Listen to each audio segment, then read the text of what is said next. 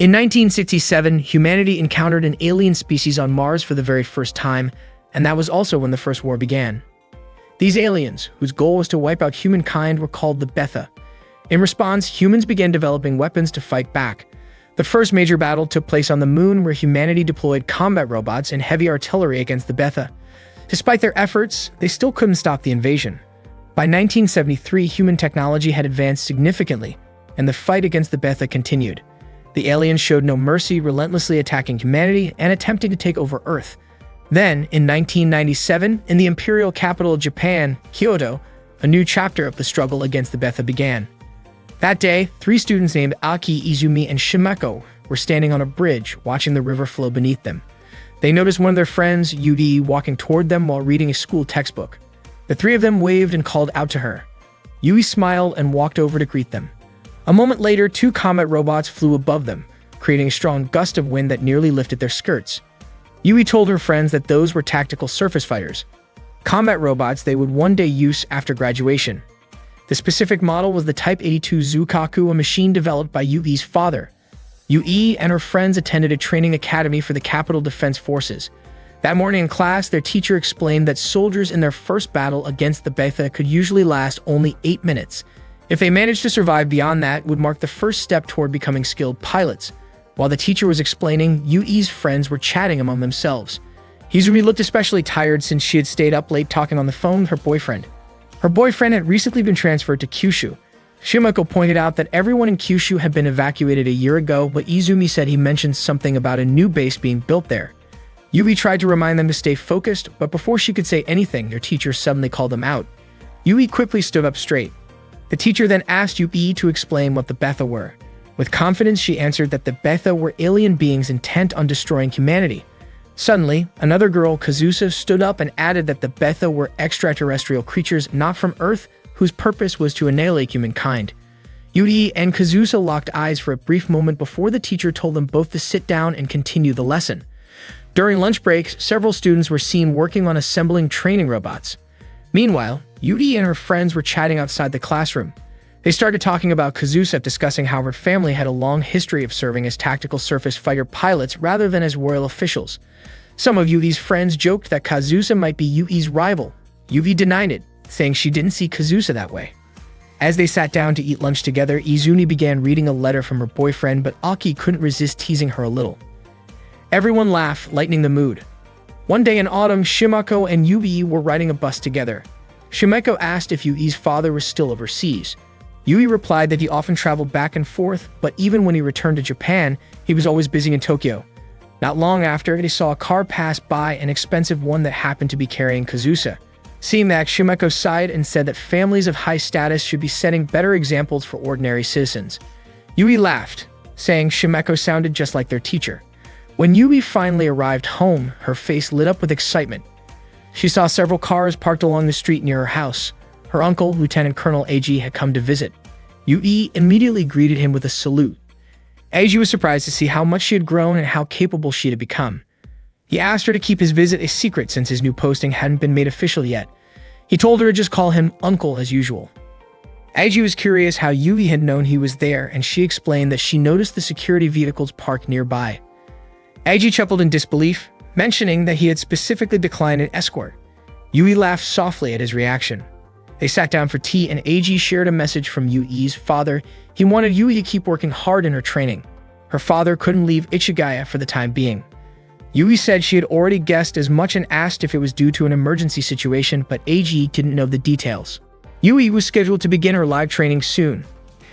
Eiji explained that at the National Defense Training School, the students would practice using the Gekishin units, and once they graduated, they would be allowed to pilot the Zukaku.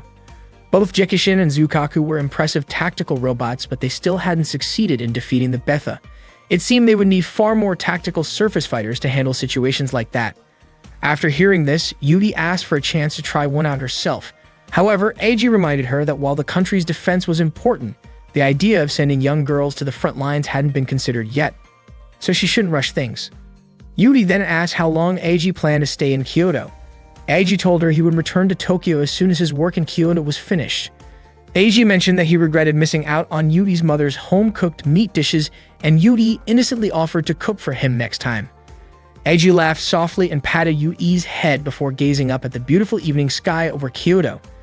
That night, Eiji and his colleagues visited the Kubun residence to meet Yui. Yui asked why, out of all 5 noble families, Eiji chose to visit the Kubun family. Eiji said he wanted to show her something, then handed her a file containing information about a new weapon. Yui expressed her hope that this new weapon could finally bring an end to the war, and Eiji shared that same hope. The next day, Yui and her friends were in the changing room putting on their pilot suits. The suits were tight and form-fitting, which made Aki blush and say they felt a little embarrassing. Shimeko teased Amamiya, saying that a kid like her should be shy about something like that. Meanwhile, Kazusa kept staring at Yui. It was clear she really wanted to beat her. The students climbed into their tactical surface fighters and prepared their protective gear and weapons. Yui and her friends began activating their machines. Once ready, they launched into the air. Their instructor reminded them to stay as close to the ground as possible. Aki, however, flew her unit too high and triggered a height warning before colliding with a laser beam. After that, the instructor told them to switch to ground formation and engage mock enemies. The machines moved carefully, avoiding contact whenever possible, but an accidental collision occurred. The instructor declared that everyone had failed and ordered them to return to base, giving them a punishment of 10 laps around the field. Yui and her friends carried out the laps as instructed, then resumed their training. This time, they had to hold their positions and fire at targets ahead. The instructor urged them to keep fighting, reminding them that in real combat, those who gave up first would be the first to fall. During a training match, Kazusa faced off against Yui. Kazusa managed to push Yui back, and just as she was about to finish her attack, Yui countered and struck back, damaging part of Kazusa's unit. Yui then landed a clean hit on Kazusa's robot's shoulder, securing her victory. During the break, Kazusa was rinsing her hair when Yui approached and handed her a towel. Kazusa smiled and accepted it. That evening, Kazusa joined Yui and the others for a snack run. The group was cheerful and welcoming, making Kazusa feel like part of their circle. Later that night, when they tried sneaking back into the school, they were caught by their instructor. As punishment, they were assigned to clean the tactical surface fighters used in training. One autumn night, a robot unexpectedly malfunctioned and exploded. Emergency crews rushed to evacuate the injured, while several students watched in shock. The instructor told them that if they couldn't handle witnessing something like that, they might not be ready to be there at all. After the incident, a few students decided to withdraw from the program and said their goodbyes. By 1998, war had broken out between humans and the Betha on the Korean peninsula. Civilians could only watch from afar as the battles raged on. At the same time, Eiji, who was stationed at the Ichigaya Weapons and Technology Defense Center, received reports about the situation.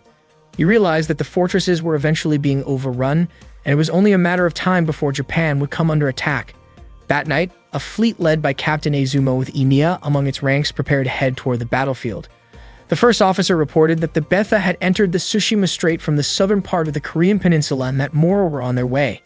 Captain Izumo knew their fleet wouldn't be able to hold off such a massive assault, especially since some allied ships were caught in a storm. Even so, he ordered his crew not to let the Betha reach the mainland, because if they did, tens of thousands of people would lose their lives. In July, lines of tanks fired their cannons toward the sea, trying to stop the Betha from reaching the mainland. The cannons kept firing non-stop, but the Betha continued to push forward toward land. Their attacks had already started spreading across Kyushu. That day, Izumi suddenly screamed in shock, and her friends immediately gathered around her. Kazusa came over and asked what was happening to Izumi. It turned out that Izumi's boyfriend, who had been transferred to Kyushu, had fallen in battle. Even Shimako's cousin, who lived in Tottori, had died because he couldn't evacuate in time. Yui tried her best to comfort Izumi, who was crying uncontrollably. Meanwhile, the news broadcast reported that Betha forces from northern Kyushu and the Sanin region on the western side of Honshu were approaching the mainland. Japanese and American troops stationed in Japan were planning to join forces and form a defensive line connecting Maizuru and Kobe to protect the capital. Evacuation orders had already been issued across several regions. Only then did Yui and her friends realize that the reason their training had been accelerated was so they could soon be deployed to help. Several areas were in the process of evacuation, including Osaka, Shiga, Nara, Wakayama, Mie, and Aichi. During one of these evacuations, an elderly man suddenly decided to return to Kyoto. He believed that if the capital fell, there would be no point in fleeing to Tokyo. His family tried to stop him, but he insisted on going back to Kyoto. At the same time, the cadets at the pilot training dormitory strengthened their resolve to fight. Yui practiced with determination, Izumi couldn't stop thinking about her late boyfriend, and Kazusa seemed fired up to destroy the Betha. When the day of departure finally arrived, Yui said goodbye to her mother and family. They were deeply moved as they watched her leave. Yui's mother expressed how proud she was that her daughter was dedicating herself to serve the nation and its people. Before leaving, Yui saluted her mother with respect and gratitude. By July 31, the final line of defense in Kyoto had completely collapsed.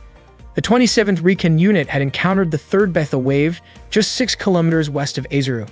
The D-21 and A-19 Recon units had been shot down by laser attacks. At the same time, intense battles were taking place around Fukuchiyama. Because Yui and her team were still in training and lacked combat experience, their mission was to guard the Arashiyama base in Kyoto. They weren't allowed on the front lines since sending them there would only burden the other troops. Their most important duty was to protect the base at all costs. Although they understood that the decision made sense, being labeled as a burden still stung. Izumi especially couldn't let go of her desire to avenge her boyfriend's death. Suddenly, Kazusa rushed in and reported that the Betha had broken through the defensive line and were advancing toward Takagame, not far from their base. The group ran outside to see the battle for themselves. Sure enough, it looked like the defense troops were starting to get overwhelmed. When one of the mechs approached the base to resupply, it was suddenly hit by a laser strike and exploded. Yui and the others were stunned by what they saw. Yui couldn't help but think that the world might truly be heading toward collapse. It had been a long time since any country had even been able to count the number of casualties anymore. Then, a sudden emergency alert blared across the comms. Betha had been detected just 10 kilometers west of the base. Yui and her team immediately rushed to their tactical surface fighters. Shimeko was puzzled, wondering why the Betha had advanced so quickly and were now targeting the ammunition depot behind the front line. But Yui disagreed, saying that they were now the ones standing on the front line. The team activated their machines and began moving forward. Reports came in saying that more Betha were arriving in massive numbers. The leading force consisted of destroyer-class units, followed by grappler-class with the laser-class positioned in the rear. Yui hoped that she and her friends would make it through the battle safely. With determination in their hearts, they took off, flying straight toward the incoming assault. During the battle against the Betha, the squad leader ordered Yui to take command of the 2nd Tactical Surface Fighter Unit, which would focus on attacking the destroyer-class enemies. Meanwhile, the 1st unit, under the squad leader's direct control, was tasked with protecting the 3rd unit, which would concentrate on engaging the grappler class. The leader reminded everyone that if they saw any laser fire in the sky, they had to prioritize eliminating the laser-class enemies first. Yui and her teammates stood ready on the front line, waiting for the destroyer class to appear. Soon, Yui signaled that the enemy was approaching. The squad leader instructed her team to lure the Betha as close as possible and to stay below 100 meters in altitude. As the Betha forces closed in, the squad leader ordered a shift to the Arrowhead 1 attack formation. All tactical surface fighters advanced, preparing to fire in unison. Shimeko appeared nervous and began firing repeatedly at the Betha. Yui quickly reminded her to recall their training on how to deal with the destroyer class. Following Yui's command, the team ascended and opened fire from above. After successfully hitting several targets, Shimeko managed to destroy a few destroyer-class units and smiled with relief, proud of what she had accomplished. Suddenly, a warning flashed. A laser-class enemy had appeared nearby. Yui noticed Shimeko had flown past the safe altitude limit and tried to warn her. Shimeko realized it too late. A laser beam struck her unit, causing it to explode. Izumi was shocked, and Aiki cried out her name in horror. The squad leader told everyone not to panic, explaining that if they stayed close to the other Betha, the laser class would be less likely to target them. Kazusa then asked where the laser class was hiding. The squad leader responded that it was positioned at 2 o'clock, about 1,200 meters away, near the transmitter station. Kazusa quickly located the target, locked on, and prepared to fire. But before she could take the shot, she heard Izumi's desperate voice. She was under attack. Kazusa immediately redirected her aim and fired to protect Izumi. Betha forces kept coming in waves. Aiki was also firing but soon ran out of ammunition. Just as a Betha was about to overpower her, Yui rushed in and took it down just in time. The squad leader urged everyone to stay focused on their assigned targets and reminded them not to let the enemy reach the 3rd unit. The team continued to fire at the incoming Betha. Aiki drew her sword and slashed through several enemies. She felt a surge of relief, telling Yui that she had surpassed her 8-minute survival mark.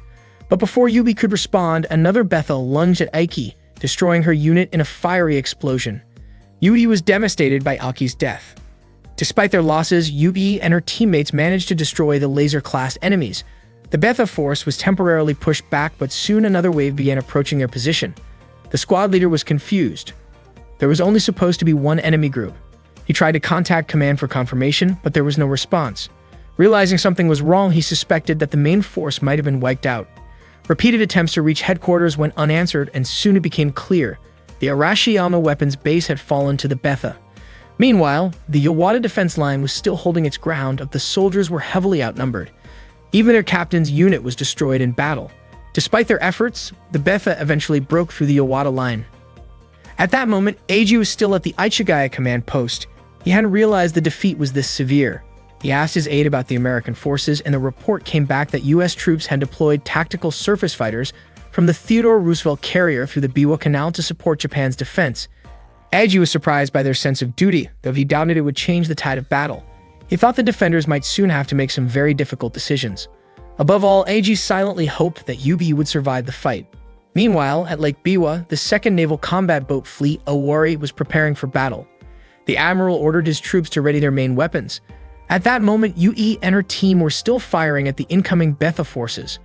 One of the creatures leaped toward Yui, but she reacted quickly, pushing it back, stomping it down, and finishing it with a shot. Their situation grew worse as the number of Betha increased rapidly surrounding their position. Their ammunition began running low, and some had already run out. The squad leader realized their position was no longer strategic and ordered all units to retreat to Line 8. Yui's teammates started taking off, but she noticed that Izumi was still fighting, swinging her sword fiercely at the Betha. Yui called out, urging her to fall back, but Izumi refused. She wanted revenge for what she had lost. It wasn't until Yui mentioned Imiena's name and referred to her as a fellow pilot that Izumi finally followed orders and retreated with the others. The squad leader shouted for Yui's team to move faster as the Betha continued to chase them. Suddenly, a laser attack warning appeared. The squad leader told everyone to stay calm and keep their altitude low to avoid being hit. But then, in an instant, he was struck by a laser and went down. Izumi was shocked, wondering how that was possible since he had been flying so low. Kazusa suspected that the enemy had expanded their laser firing angle. The Betha kept closing in. The nearest safe zone was across the hill, about 120 seconds away. One by one, their teammates were shot down by laser fire. Izumi yelled for Yui to do something, while Kazusa begged her to take command so they wouldn't all die there. Yui immediately took over, ordering everyone to push their engines to the limit and fly as close to the ground as possible. They released anti-laser smoke, but the beams cut right through it, striking another member of the squad. Izumi shouted that it was useless, but Yui insisted that they couldn't give up. They kept flying low, but now only 3 of them were left. The timer showed 60 seconds. Then, out of nowhere, massive explosions erupted. It was naval artillery fire, targeting the advancing Betha forces. The admiral declared that a soldier's duty was to complete the mission, and that he alone would bear the responsibility for what came next. The bombardment wiped out the Betha that had begun invading the city and nearby residential areas. In the city, monks prayed for the safety of everyone still fighting.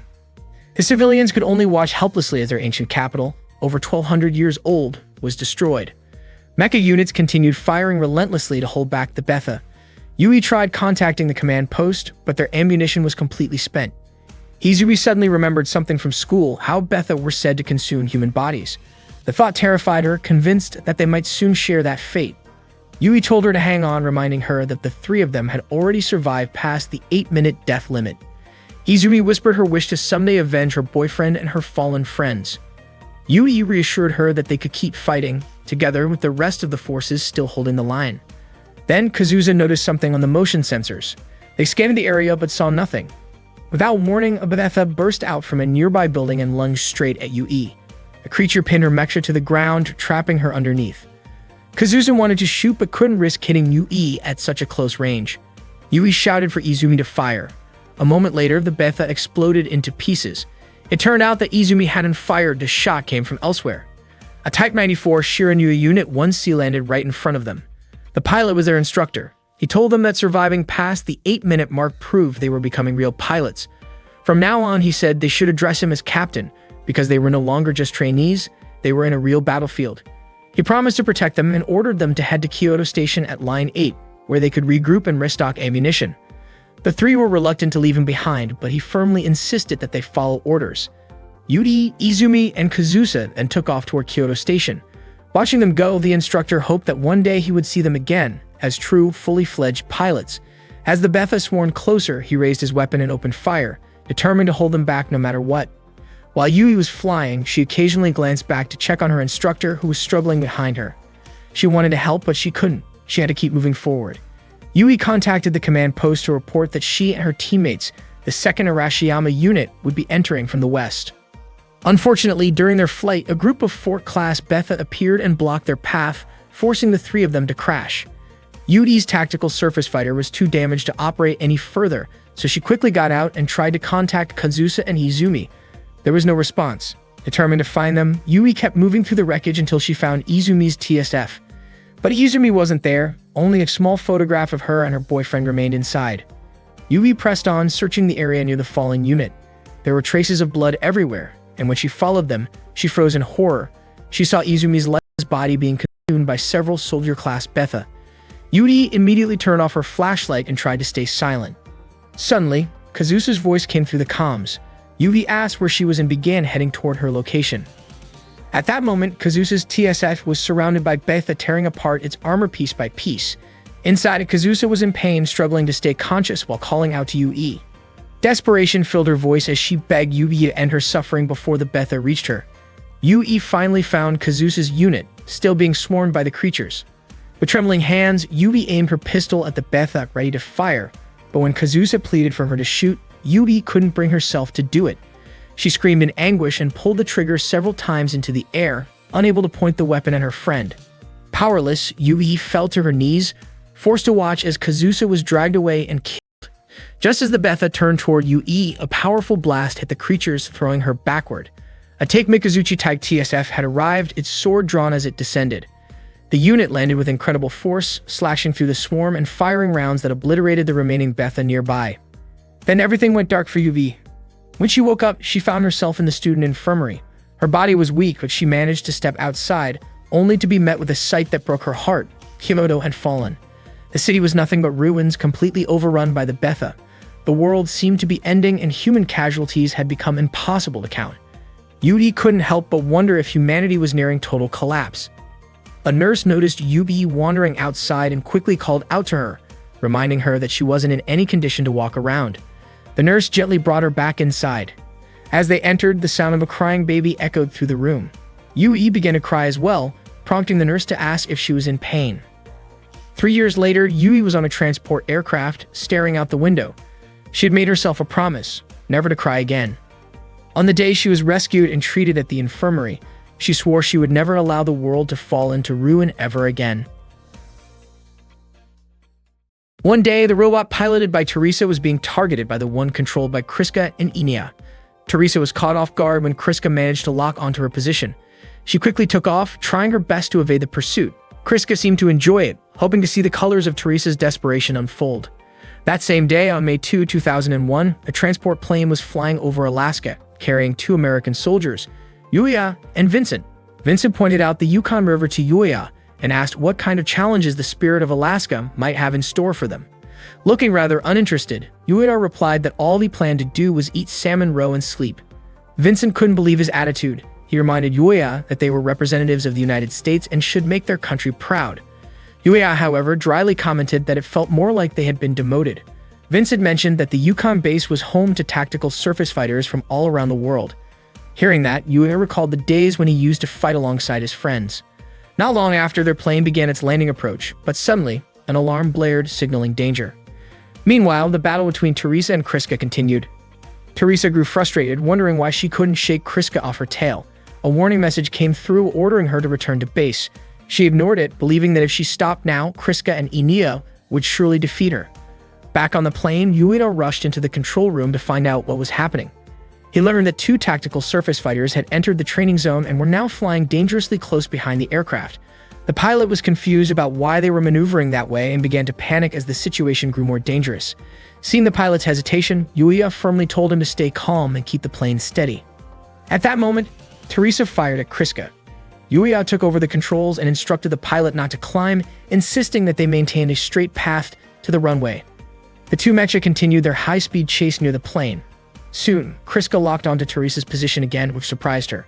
Kriska felt a strange sense of satisfaction, knowing she had made Teresa nervous. When the plane finally touched down safely, the pilot sighed in relief, saying Yuya was definitely suited for the Yukon base. Teresa, however, was furious, frustrated that she couldn't outmaneuver Kriska. Kriska asked her command unit for permission to eliminate her target, but Enia quickly urged her not to take things too far. Despite that, Kriska fired another round from above, forcing Teresa's unit to crash. Yuya and Vincent hurried over to the crash site to make sure the pilot was safe. Yuya reached out a hand to help, but Teresa, still angry and embarrassed, refused and shouted in frustration toward Kriska. Meanwhile, Kriska reported to the command post that the opposing pilot had survived. She then flew back toward the base. Enia admitted that she was scared, worrying that Teresa might be seriously hurt. Kriska reassured her, saying that Teresa was fine and she had confirmed it herself. Enia asked whether their own tactical surface fighters, or even they themselves, might end up destroyed someday. Kriska confidently told her not to worry, promising that she would protect her. Enia smiled, feeling relieved and trusting Kriska completely. At the same time, Teresa, Yuya, and Vincent were being escorted to their dormitory. Vincent was amazed by the number of tactical surface fighters stationed there. He guessed that the base was truly serious about gathering top pilots and machines from around the world.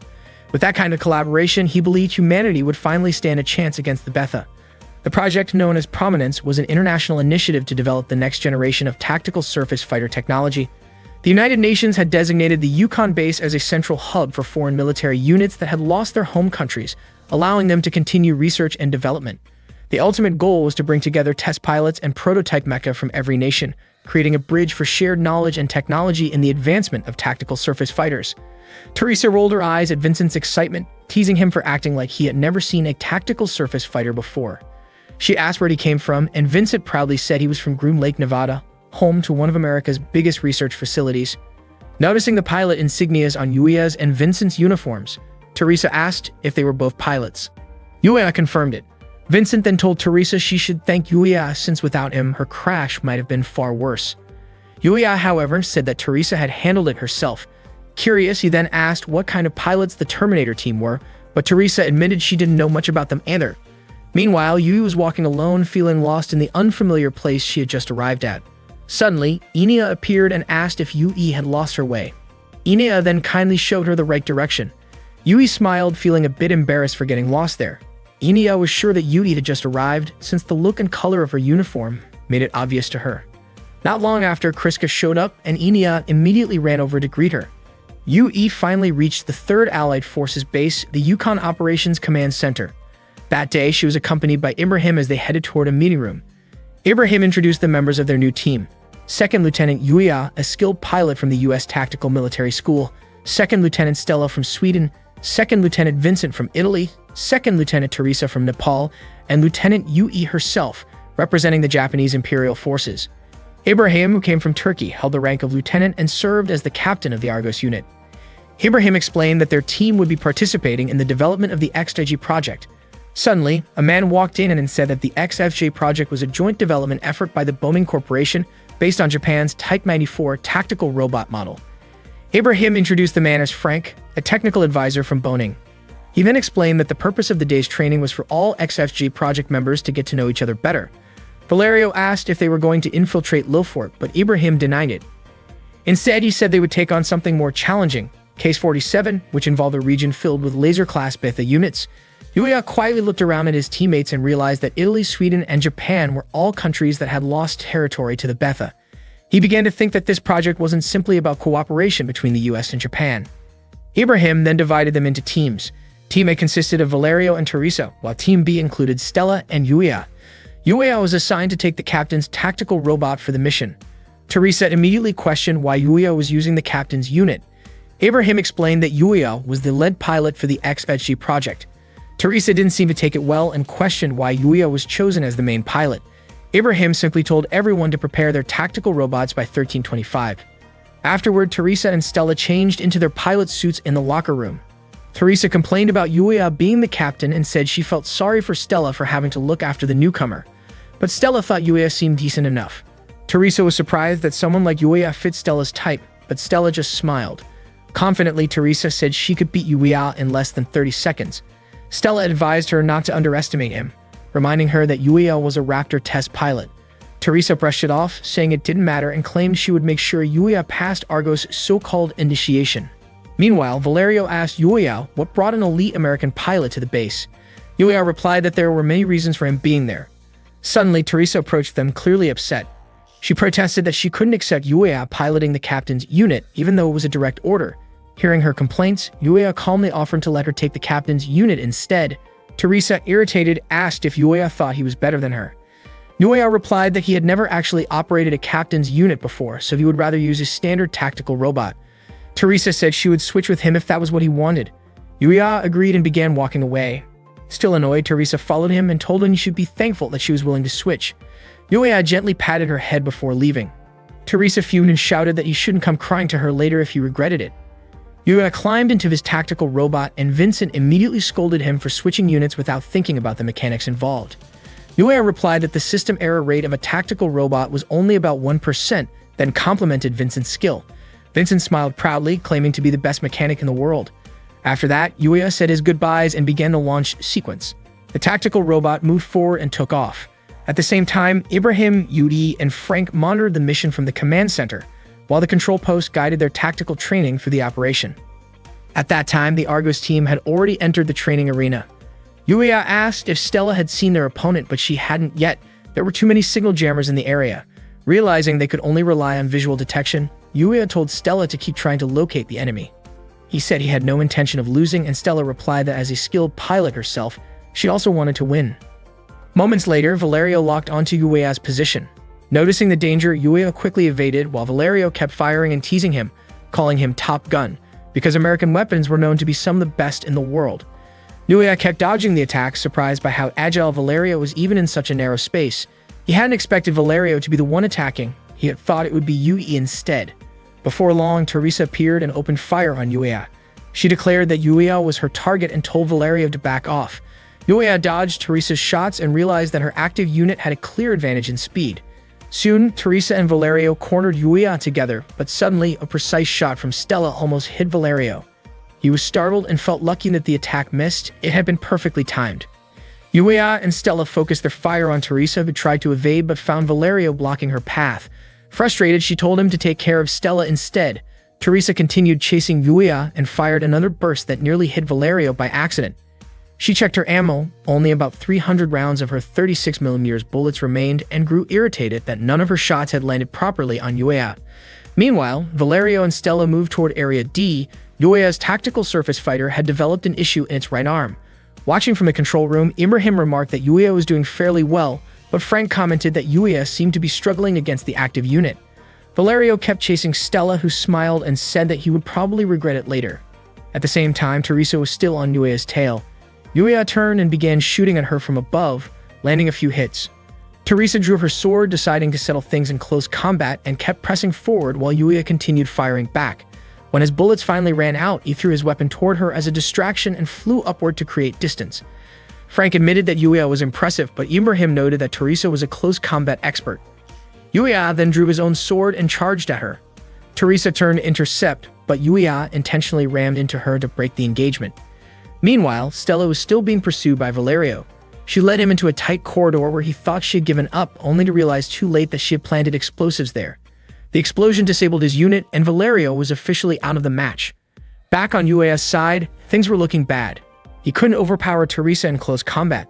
Just as Teresa was about to strike, a long-range shot from Stella hit the head and cockpit area of Teresa's unit with perfect accuracy. The mission was over. The winners were Yuya and Stella. Teresa was visibly frustrated. After the exercise, the four of them gathered and talked. Valerio praised Stella for her bold move. Yuya said they all shared the same goal. Valerio then told Teresa that no matter how strong she was, she couldn't win alone. Teresa snapped back, blaming him for not backing her up, but Valerio reminded her that she was the one who told him to chase Stella instead. Stella then scolded Yuya, telling him not to get cocky. If it had been a one-on-one match, Teresa might have beaten him. Valerio chimed in, reminding everyone that it was a team match. Stella proudly claimed that she and Yuya made the stronger team, while Valerio calmed Teresa down and said they could still learn something from Top Gun Yuya. Hearing that, Yuya jokingly called Valerio Macaroni, and Valerio asked him to use the nickname VVV instead. Teresa laughed at their banter. Yuya turned to her and called her Shorty, which annoyed her immediately.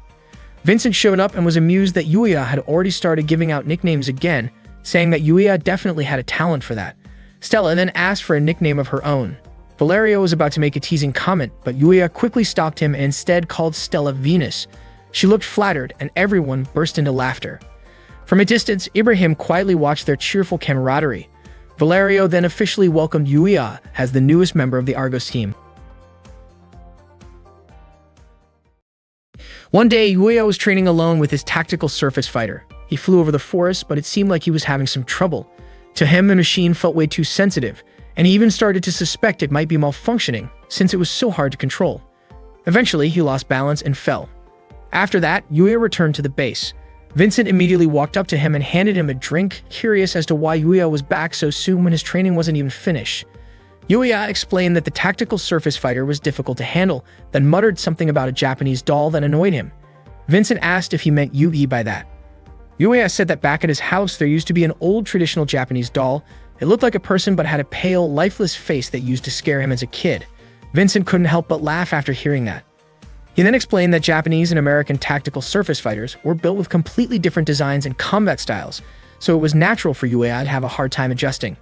That made Vincent realize why Yugi had insisted Yuya train with a Japanese-made unit before the Type 94 Shirinu was ready for use. Earlier, Yugi had asked Yuya to train using the Type 97 Fubuki. Yuya was clearly annoyed when she told him that, wondering if she hadn't even looked at his records.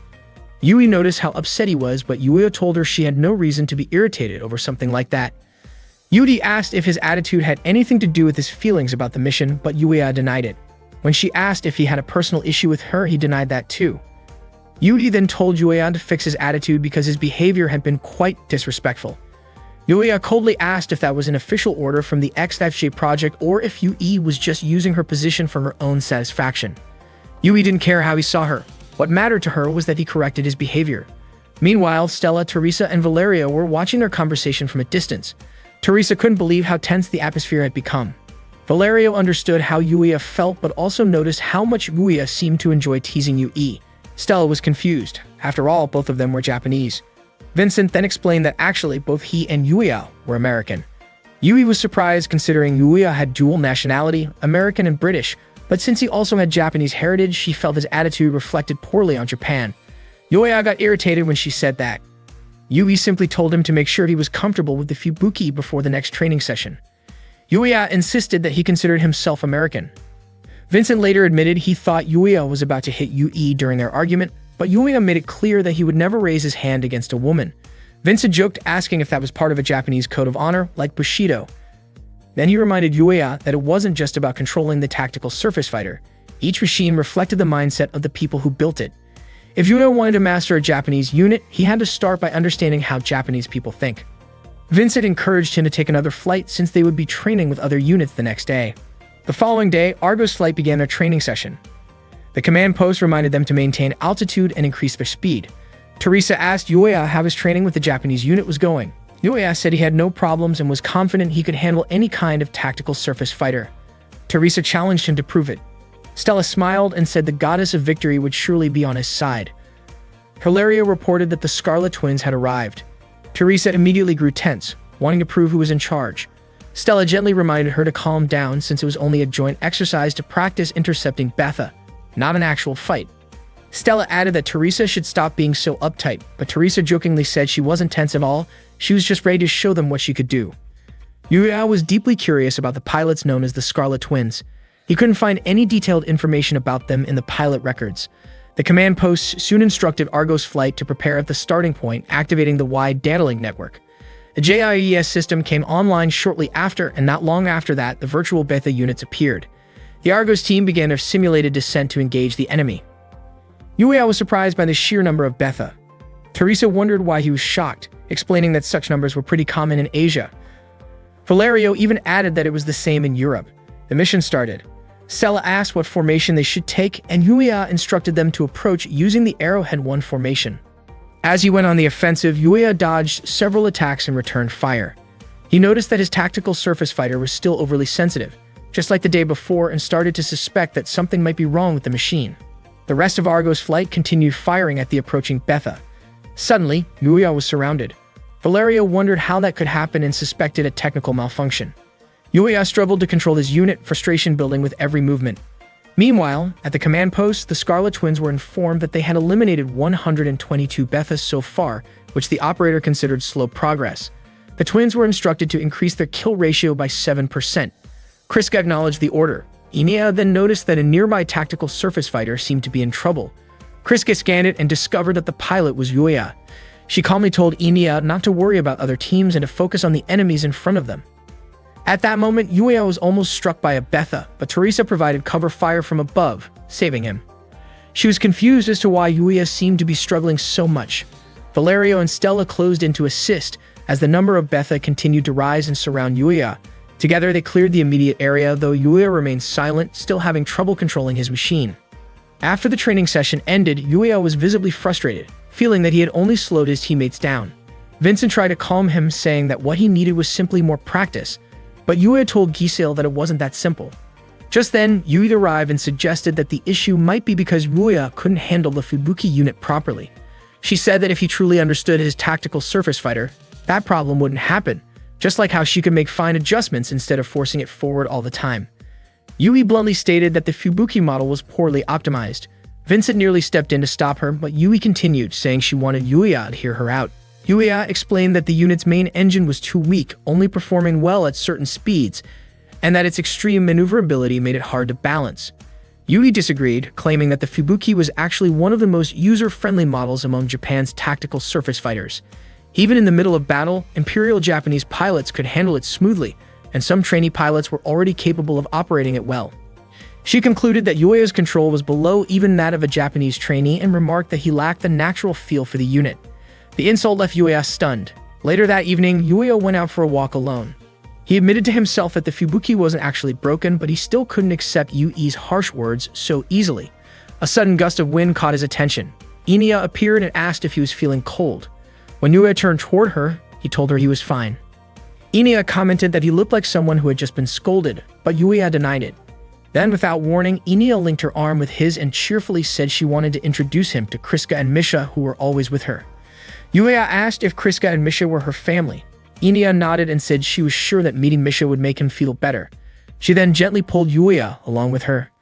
Meanwhile, Teresa and Stella were taking a shower after training. Teresa couldn't figure out what was going on with Yuya. Stella thought that the Japanese tactical surface fighters were quite different from others, and that they should help Yuya until he got used to them.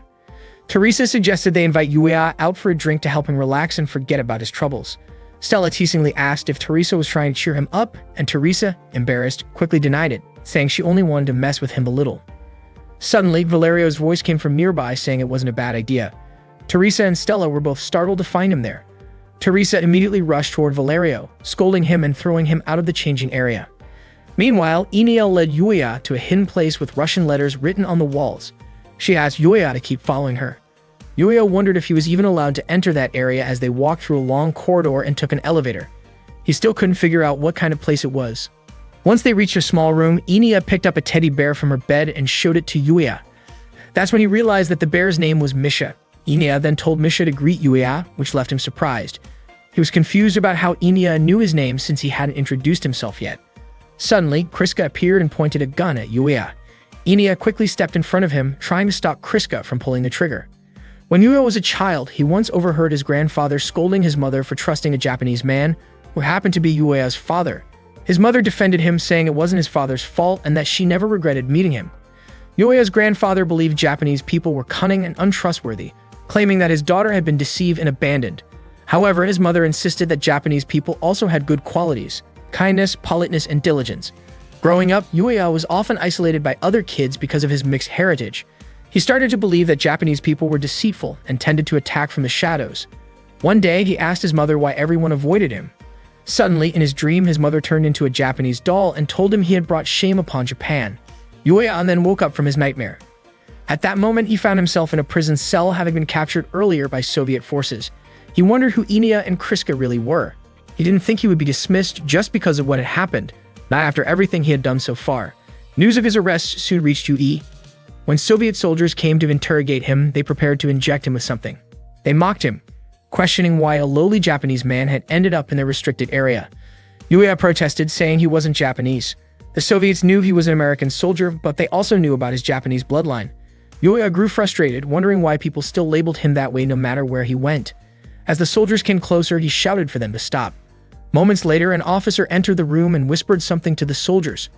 Shortly after Yuya was released, his teammates came to pick him up and take him back. During the ride, Teresa laughed at Yuya, saying he looked like a lost baby chick. Yuya, still annoyed, called Teresa short as usual, though he could smell the alcohol on her breath. Valerio said he was relieved that Yuya got out safely. Stella added that it was Yui who had informed the authorities about Yuya's situation and handled all the UN paperwork for his release. Yuya guessed it was because he had missed a scheduled training session. Stella mentioned that Teresa had been yelling in the hangar, demanding to go save him.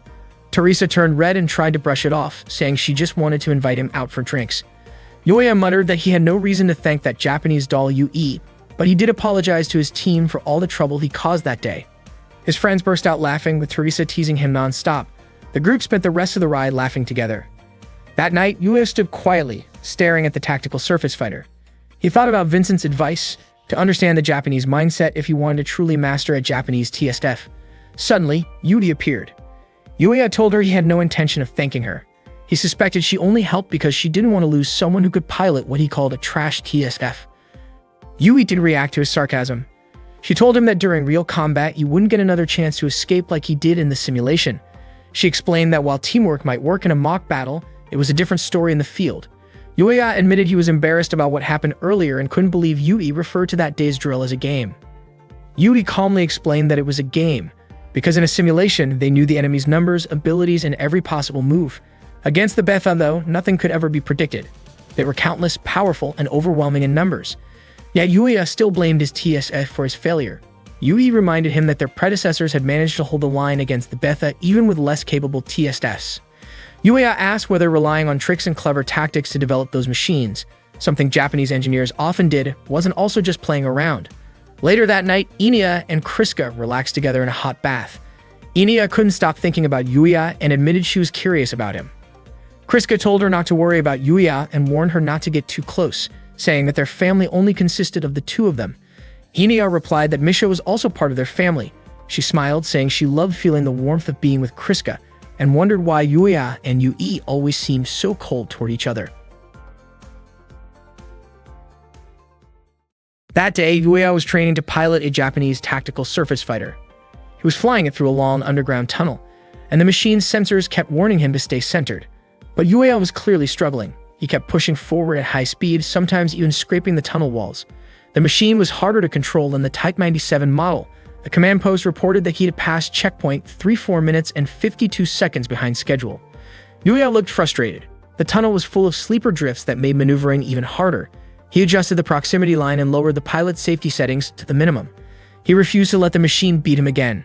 He kept firing at simulated enemies and pushed the throttle to soar upward, bursting out of the tunnel into open air. When Yuya returned to base, Vincent immediately approached him. He couldn't believe Yuya had turned off the pilot's safety systems again. Yuya said that even so, it saved him 25 seconds. A moment later, Yui walked over and asked if he had anything he wanted to say. Yuya admitted that he thought he had already mastered the handling of Japanese-made tactical surface fighters based on the Type 97, but he realized he was wrong.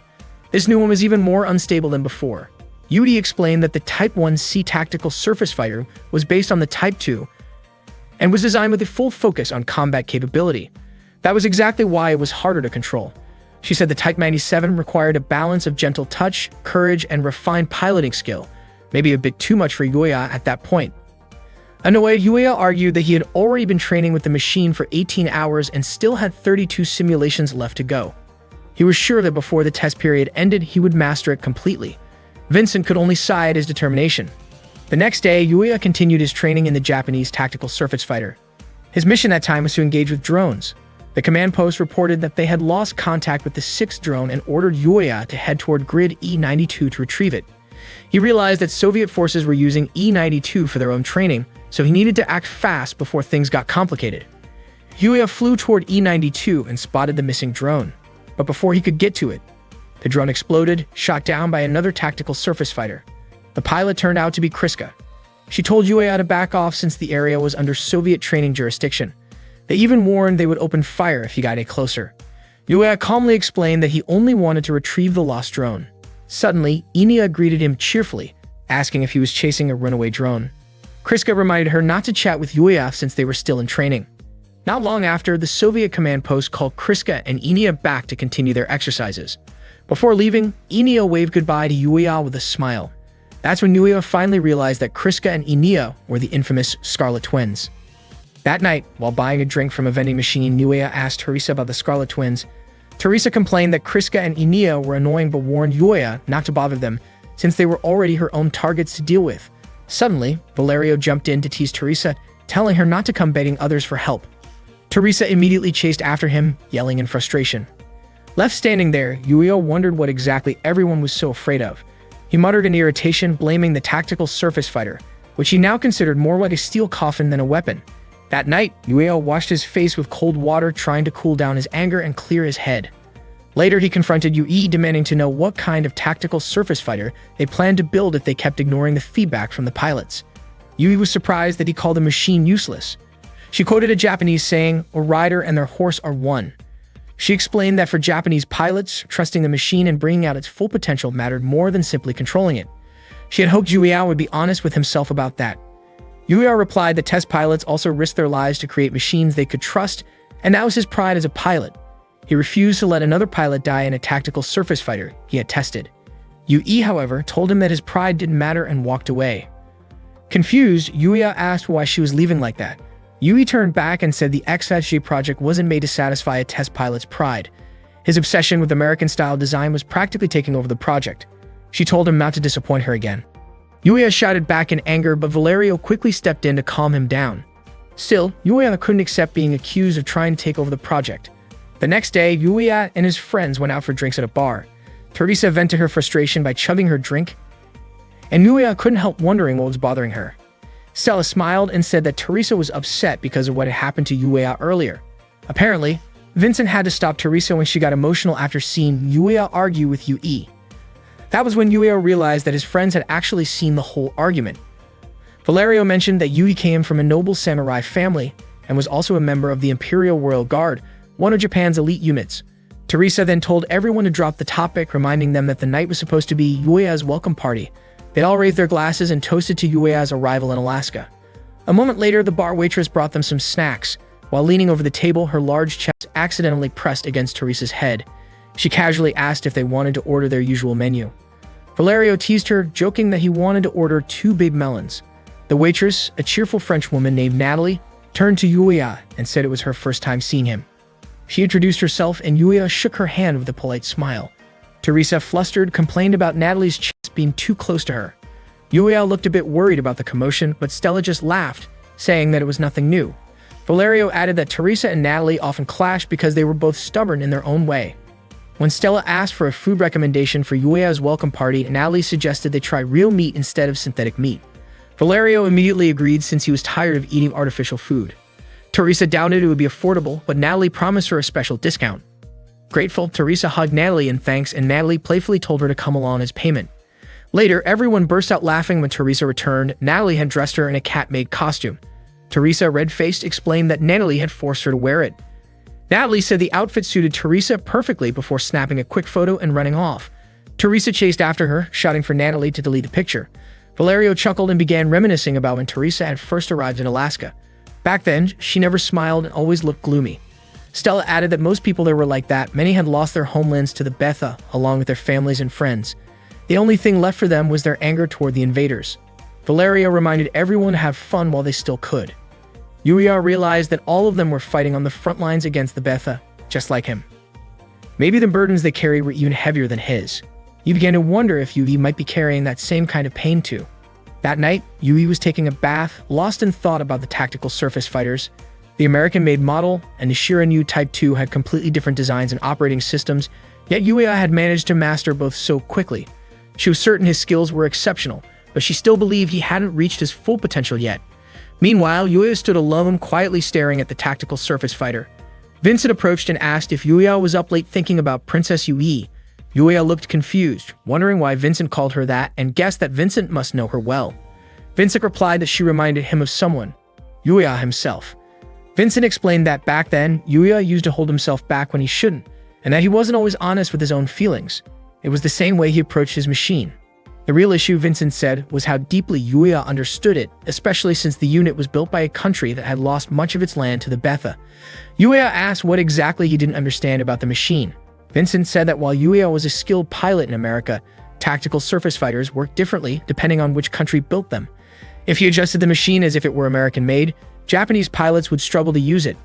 Vincent explained that American units focused more on raw power, while Japanese models relied on aerodynamic features like the shoulder armor and the horn-like sensors on the head. What really mattered, he said, was how well a pilot could synchronize with the machine.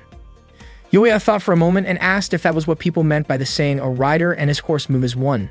Vincent didn't quite understand the proverb, so he used a different example. He said that working with a machine was like working with a partner. It wasn't just about doing things your own way, but about understanding and moving in harmony with the other side. Yuya sighed, wondering why Vincent always turned things into comparisons like that. Vincent just laughed and said maybe Yuya should try being a little more open-minded toward Yui. Yuya frowned, not sure what to make of that, but he couldn't help smiling faintly at Vincent's teasing tone. During the next training session, Yuya finally began to grasp the theory. All that was left was to figure out how much mutual understanding he and the Type 94 second could develop. Yuya decided not to force it. Ibrahim started giving signals to begin Case 23. The Argos team prepared, and once GIVES was activated, they landed and got ready for battle. They started firing at the Betha. At that moment, the command post reported that the Type 94's test parameters were far lower than the day before. Ibrahim was puzzled previously. Yuya had always done whatever he wanted, but this time he seemed to let the tactical surface fighter take the lead. Not long after, Yuya lost his balance and fell. A Betha moved in to attack, but Teresa quickly saved him by shooting it down. She was surprised that Yuya had gone down so quickly. Frustrated, Yuya snapped back, calling Teresa a cat-eared maid. He realized that Japanese tactical surface fighters were far from easy to handle. Suddenly, an unidentified unit entered the training area without authorization. Yuya immediately reported it to the command post, asking for identification. After running the data, the command post found no match in the pilot database. They tried contacting the unknown unit, but there was no response. The unit kept approaching. Yuya signaled the Argos team to prepare for combat. He didn't know what was happening, but he had a bad feeling about it. It turned out that the mysterious unit was the Type 00 Takemikazuchi, belonging to the Imperial Royal Guard. The team suspected it might be Yui. Yui drew her sword, and Yuya was confused as to why she would use a real blade during a training exercise. Stella commented that Yui probably just wanted to be noticed. Yuya wondered if it really was Yui and whether they actually had to fight her. Teresa rushed in to attack first, but Yuya ordered her to stop. Ignoring him, she drew her sword and charged at Yui, only for Yui to parry easily and throw her off balance. Valerio and Stella then moved in, opening fire. They both thought Yui was going too far. Yui countered by striking her sword into the ground in front of them, then swiftly disarmed both Valerio and Stella in a single motion. Yuya swung his own sword trying to fight back, but he struggled to control his tactical surface fighter. Yui pressed the attack relentlessly. Their blades clashed repeatedly, and Yuya soon found himself cornered as Yui kept cutting in faster and faster. Fueled by frustration, Yuya suddenly moved with unexpected precision. He managed to block Yui's attacks perfectly. Yui was caught off guard. Yuya himself couldn't believe he had just pulled off that maneuver. It felt as though he had become one with the tactical surface fighter. Just like Yui had once said, a rider and their horse must act as one. Trusting his machine and drawing out its full potential mattered more than trying to control every movement. Yuya re-engaged, and the battle between him and Yui became intense. Eventually, Yuya managed to knock Yui's sword from her hands. Ibrahim then ordered all units to end the mission. Yui's goal had been achieved. She wanted to teach Yuya an important lesson. Afterward, Teresa refused to accept her defeat at Yui's hands. Valerio complimented Yuya for defeating Yui with the tactical surface fighter he barely trained with. Teresa argued that Yui wasn't that great if Yuya could beat her so quickly. Out of nowhere, Yuya called Teresa Churrasco, making Valerio burst out laughing. Teresa immediately scolded him for it. Yuya smiled, confident that once he mastered his tactical surface fighter, their team would become even stronger. That evening, Yui stood quietly, watching the orange sunset. Inia appeared beside her and asked if she had been teaching Yuya. Inia said Yui was just like Yuya, and also like Kriska, because all of them were kind people. Then, Inia said goodbye and left with a gentle smile. On June 21, 2001, Yui and the Argos squad were stationed in the West Indies, specifically at the Guadeloupe base. That morning, Valerio complimented Yui on her tropical outfit, saying it made their trip even more enjoyable. Yuya asked if Valerio had come there just to have fun, and Valerio replied that half of their training felt like that anyway.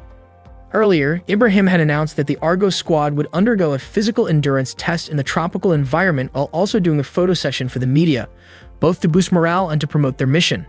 The Idar squad from the Soviet side, including the Scarlet Twins, would also participate in the event. Teresa was assigned as the person in charge of the Argos squad during this operation. Teresa was puzzled about why she had been chosen for the role. Ibrahim explained that the decision came from the public relations team, and this mission could also show that both sides, who once clashed during the previous incident, had now reconciled. Ibrahim added that this was a good opportunity for Teresa to rebuild her reputation. With no other choice, she accepted the role. Enia waved her hand and smiled at Yuya. Stella encouraged everyone to make the most of the occasion since moments like these didn't happen often. Valerio put an arm around Yuya's shoulder and invited him to relax at the lodge. Valerio joked that going there might let them see a different side of the women around the base. Valerio led Yuya towards some bushes, but to Yuya's surprise, Valerio's real intention was to peek at the girls who were bathing nearby. Yuya, clearly uncomfortable, refused to take part in that, so Valerio went off alone. Concerned, Yuya thought it would be better to warn the girls. At that time, Stella was taking a bath. Not long after, Yuya knocked on the door of her lodge to let her know about the situation. When Stella opened the door, Yuya was startled to see her still wrapped in a bath towel. His face turned red and he froze for a moment before quickly telling her to be careful because there had been rumors of someone suspicious lurking around. After giving the warning, he hurried away. Stella was a bit surprised. She hadn't expected Yuya to be that innocent. That evening, during a group dinner, Jersey expressed his hope that the Argos and Eindar units could become a symbol of unity for all humanity. He also wished for both squads to grow closer and get to know each other better. Then he invited everyone to raise their glasses for a toast. Vincent asked Valerio why his face looked so red, wondering if it was from too much sun. Valerio didn't deny it, trying to laugh it off. Around that time, Stella told Teresa that she had seen someone suspicious wandering near the base. Teresa found it odd since the place was supposed to be a secure military facility. Stella explained that the person ran off when a strong, hot gust of wind swept through the area. Valerio, embarrassed, quickly changed the topic by offering Yuya some food. Yuya's attention, however, was caught by Yui, who was standing alone by the shore, staring at the ocean. Yui was quietly reflecting on her goal. She had wanted to train Yuya to fight using the tactical surface fighter, but in the process, she might have hurt other pilots. She found it troubling since the active eagle was never designed for close combat. If her emotions had influenced her actions, she felt she had failed as the head developer. Suddenly, a commotion broke out between Teresa and Enia. Teresa was upset because Enia had thrown away the food she offered her. Enia said she didn't need it. Teresa argued that she was just trying to be kind, but Enia didn't seem to appreciate it. Enia said she was only there to follow orders and refused to eat the meat Teresa gave her. She added that Teresa liked to yell because she was insecure, and that shouting wouldn't scare her. Kriska stepped in and gently pulled Enia away while Vincent and Valerio tried to calm Teresa down. Kriska suspected it might have been some kind of misunderstanding and wondered what Teresa was trying to do. Enia said she simply had a bad feeling about Teresa. Stella, observing from a distance, commented that it seemed like the Russian pilots couldn't understand simple kindness, and she wondered if Kriska and Enia had any intention of getting along with the others. Kriska responded that she and Enia were only there to fulfill their duties. Then she took Enia and left. Teresa shouted after them, saying their argument wasn't over yet. Ibrahim stepped in and reminded everyone to calm down and remember why they were there in the first place. Teresa admitted that she just couldn't get along with people like Kriska and Enia. The next morning, the girls put on their bikinis and played beach volleyball together. Jersey gathered everyone for a friendly competition. After deciding teams with a quick round of rock, paper, scissors, they split into two groups, one for the rubber boat race and another for beach volleyball. Enia started crying because she didn't want to be separated from Kriska. Kriska gently reminded her that this was part of their assignment, but Enia still refused to join. She said the ocean scared her and clung tightly to a palm tree. Kriska kept trying to convince her to participate, but Enia wouldn't budge. Teresa couldn't understand why Enia was acting that way. When it became clear that Enia wouldn't take part, Kriska and Yui both volunteered to join the race in her place. Teresa happily agreed and told them to enjoy the boat race. Yui and Kriska climbed into the inflatable boat and started paddling together. Meanwhile, Vincent was rowing with Yuya. Vincent had actually wanted to play beach volleyball, but since the teams had already been decided by rock, paper, scissors, he went along with it. At that time, Valerio was already playing volleyball with the others. As Vincent and Yuya rowed, they noticed something strange about Yui and Kriska's boat. It looked like something was wrong. Concerned, Yui jumped into the water and started swimming toward them. She asked Vincent to go back to the island and tell the others what was happening, while Yuya would check on Yui and Kriska himself. Kriska's body had gone weak. Yui begged her to hold on, calling her name again and again, not understanding what was happening. Before long, Yuya reached their boat. He was shocked to see Kriska's condition. Yui explained that Kriska had suddenly fainted. Her face had started to look pale ever since they began rowing, but when Yui asked if she was okay, Kriska insisted she was fine. Yuya suspected she might be seasick. Yui didn't know that was possible, but she agreed they should head back to the island. Yuya told her to take care of Kriska while he handled the paddling. Yui handed him the oar and gently laid Kriska's head on her lap. Unfortunately, just as they began to move, light rain started to fall. They decided to head toward the nearest island instead. By the time they reached the shore, the rain had turned heavy, and the sky was growing darker. Together, they tried to pull the rubber boat onto the beach. Yui was so exhausted that she fell to the ground. Yuya quickly tied the boat to a nearby tree to keep it from being carried away by the waves. He asked about Kriska's condition. Yui wanted to wrap her in a blanket but realized they didn't have an emergency one with them. Yuya mentioned that standard military kits usually included basic first aid. Yui said what mattered most right now was keeping Kriska warm and finding shelter as soon as possible. Yuya and Yui lifted Kriska and started searching for a place to take cover. They walked through the pouring rain and Yuya guided them uphill, hoping to find shelter. Yui stumbled from exhaustion but said she was fine. Yuya was worried, but she insisted she was just tired and urged him to keep going because she was truly worried about Kriska. However, Yui's leg had become too painful to move. Yuya asked when it started hurting and she admitted it happened when she slipped earlier after they first landed on the island. It hadn't hurt much at first, but the pain had gradually worsened. Yui told Yuya to go ahead and apologize for slowing him down. She asked him to carry Kriska first, saying she would catch up later. She didn't want to see Kriska left like that. Yuya nodded and carried Kriska in his arms, promising to return soon. Yui tried to stop him from coming back right away, reminding him to build a fire first so Kriska could stay warm. After they left, Yui tried to stand but couldn't. The pain in her leg was too strong. She felt embarrassed. All this trouble just because she had slipped. Her body started to feel feverish and eventually she drifted off asleep. In her dream, she saw Kazusa calling out for help. The nightmare was so vivid and frightening that it startled her awake. Yui tried to walk again, but after only a few steps, she stumbled and fell. Not long after, Yuya came running and called out for her not to push herself too hard. He apologized for making her wait so long. Yui was surprised to see Yuya return and asked about Kriska's condition. Yuya told her not to worry and immediately checked her injured leg. The swelling was worse than he expected. Yui questioned why Yuya would leave someone unconscious alone, but Yuya said he didn't have time to explain. Yui then told him to go back to Kriska, saying she could manage on her own. Yuya, however, told her to stop pretending to be strong when she was clearly struggling to even move. He said Yui always prioritized the mission over herself. Even though he was right there beside her, she still wanted him to go back to Kriska. Yuya asked if maybe Yui should just listen to her heart instead of letting pride take over. To him, it felt like she was just trying to protect her ego. Eventually, Yui gave in and asked for his help, which Yuya could hardly believe. He told her to climb onto his back, but she stayed silent. Without saying anything more, Yuya lifted her up in his arms. Yui's face turned bright red in surprise. Yuya started running, carrying her toward a sheltered spot. Yui tried to tell him to stop, but Yuya asked her to stay quiet since he was already exhausted. Yui fell silent and watched his tired expression closely. Feeling a little guilty, she apologized softly and wrapped her arms gently around his neck. The sudden gesture made Yuya tense up, caught off guard by her closeness. After walking for a while, they finally reached a place where they could rest. They sat beside a small campfire to warm themselves. By then, Kriska's condition had become more stable, though they still didn't know what had caused it, so they remained cautious. The island was only about 13 minutes away from the base by tactical surface fighter or helicopter, so Yuya was confident that they would be found soon. During the quiet moment, Yui wanted to ask Yuya something. She didn't mean to pry into his personal life, but she was curious about his relationship with Kriska. Yuya was puzzled by the question, and Yui explained that she was simply wondering why he called Kriska by her first name. Yuya said there was nothing special between them. When he was captured at the Soviet base, the pilot who was with him had called her by that name, and he had just gotten used to doing the same. Yui then asked about his relationship with Inia. Yuya asked if Yui was uncomfortable about it, which made her blush in embarrassment. Yuya wondered if Yui was suspicious of him, if she thought he had leaked information to the Soviets. Yui quickly denied it, saying she had never doubted him, but she couldn't find the right words to explain herself. She admitted that maybe she shouldn't have brought it up at all.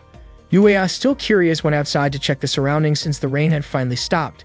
Meanwhile, Yui felt embarrassed and foolish for asking him about Kriska in the first place. Just then, Kriska woke up, murmuring Inina's name. Yui gently told her not to move too much and asked how she was feeling. After hearing what had happened, Kriska felt deeply grateful to both of them. Yui told her it wasn't her fault, it had all been because of the bad weather.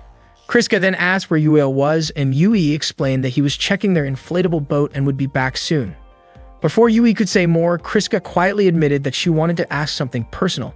She said Yuya had caught her attention and asked Yui to tell her more about him. The question startled Yui, leaving her momentarily speechless. At that same moment, Yuya was down by the shore, lost in thought. He wondered why Yui always managed to confuse him, why she couldn't just say what she really meant. The more she held back, the more curious he became. Suddenly, he noticed that the inflatable boat was gone. The spot where he had tied it was empty. It looked like the strong waves had snapped the rope and carried it away. That night, the heavy rain kept pouring and the wind blew fiercely. Yui asked Kriska if she was interested in Yuya. Kriska admitted that she was, at least as a pilot. She knew Yuya was considered a very talented pilot, but she didn't really believe in that reputation. Kriska confessed she was disappointed with the results of their joint training, saying that, in her eyes, Yuya seemed incapable of much. Yui explained that it was her fault because she had forced Yuya to use a tactical surface fighter when he wasn't yet used to it. Kriska then asked whether Yuya was really the cause of the problems in their tactical surface fighter development project, whether he had any hidden talent, and if he was truly as good as people said. Yui suggested that if Kriska was curious, she should just ask Yuya directly. She also mentioned that Yuya was near the beach at that moment. Kriska said she wasn't asking for herself but for Inia. Yui was curious. Did Inia like Yuya? And why? Kriska admitted she didn't know the reason. It was the first time Inia had ever shown interest in anyone since Yuya's arrival. When Yuri asked what Inia had said about Yuya, Kriska admitted she hadn't asked since Inia was different. Suddenly, when she mentioned Inia, Kriska seemed panicked and her body weakened. Yuri quickly stood up to keep her from falling, but the pain in her swollen leg flared up again. She told Kriska to stay calm and asked what was going on. Kriska apologized for acting that way. Yui helped her sit down again and urged her to take it easy. Then Kriska told her that Inia was a very fragile girl. Not long after, Yuya arrived and called out to Yui, letting her know that their inflatable boat had been swept away by the current. That night, the three of them had no choice but to take shelter where they were. Yui said that once dawn came, they needed to head to the beach and prepare a signal fire. Yuya suggested they take turns keeping watch, while Yui thought they should also look for food near the river mouth. Kriska asked how long it might take for the rescue team to find them.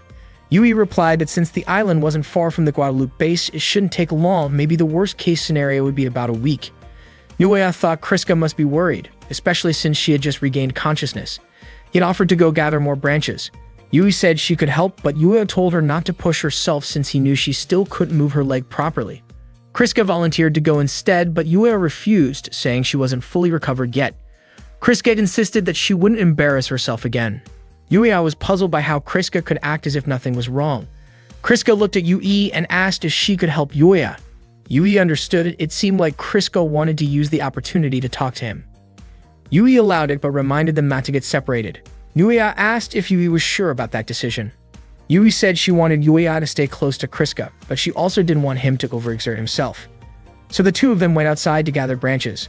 Yuya asked if Kriska was really okay, and she told him he was being stubborn. Besides, she wasn't asking for his trust. Yuya was confused by her attitude and asked if Stakin or Lennon had told her not to worry about her teammates' safety. Kriska didn't understand what he meant. Yuya then asked if she was aware of the bad reputation the Scarlet Twins had at his base.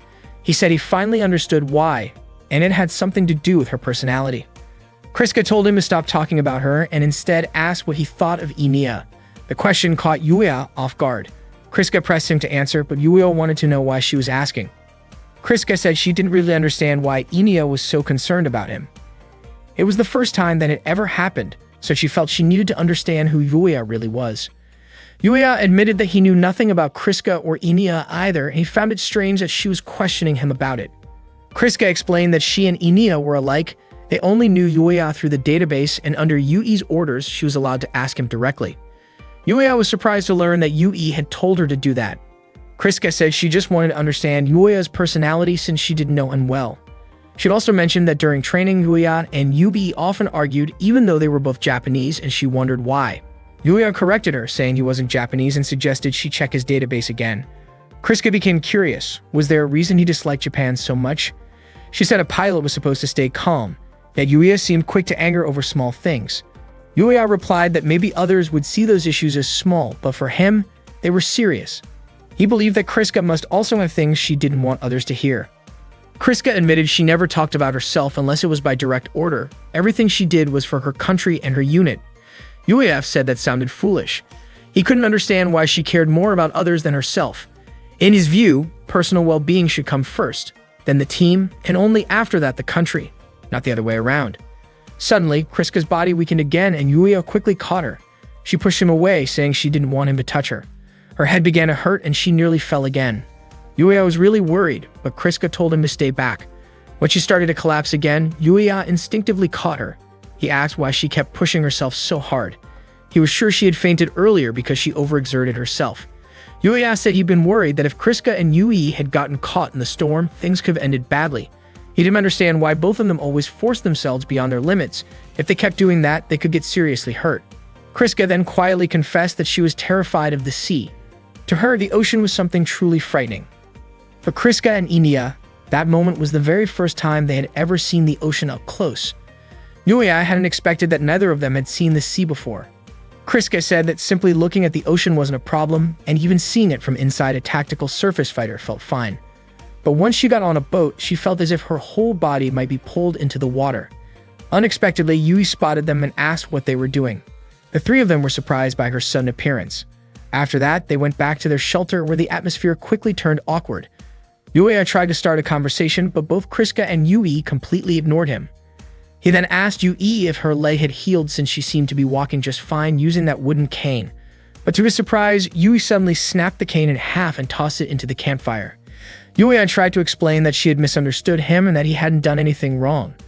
Kriska then asked what was really bothering Yui earlier, but Yui avoided the question. Yuya thought the situation felt incredibly tense, especially since Yui had been the one who asked Kriska to talk to him in the first place. Yuya commented that Yui looked like a child sulking after being left alone. That remark clearly offended Yui, and Yuya calmly asked if that was how she really felt. Yui, refusing to be seen as sulking, became defensive, and Kriska quickly asked her to calm down. Kriska admitted that she had talked about many things with Yuya earlier and that it had been a good opportunity for her, something she had been able to do thanks to Yui's advice. She then asked if that wasn't what Yui had intended, but Yui denied it. Yuya asked again what was truly bothering her. He realized that Yui didn't like his attitude, but that wasn't the real issue. Yui said she found it strange that Yuya seemed to get along easily with people who weren't Japanese, while she, being Japanese, could never get that close to him. Yuya tried to respond, but Yui cut the conversation short, saying she was going to sleep first since they'd be taking turns standing guard. Before she lay down, Yuya asked whether Yui actually wanted to get along with him. Yui said that wasn't her intention. Any friendliness she had shown toward him was only to make their mission run more smoothly. She made it clear that she didn't want Yuya to misunderstand her actions. When Yui finally went to sleep, Yuya and Kriska stayed awake to keep watch. During their quiet shift, Yuya realized that for some people, race and duty always came first, just like his father used to think. Hearing this, Kriska guessed that Yui's attitude toward him might have something to do with her own feelings for Japanese people. She then asked whether Yuya's father was Japanese and if he had ever done something hurtful to him. What they didn't know was that Yui hadn't actually fallen asleep. She was silently listening to their conversation. Yuya told Kriska that his father had disappeared before he was even born. He was raised by his mother in his grandfather's house. His grandfather often said that Japanese people were deceitful and cowardly, while his mother had been used and abandoned after she was no longer needed. But his mother always defended the Japanese, saying they were kind, polite, and hardworking. Kriska understood then that Yuya carried deep resentment toward his father for abandoning his mother.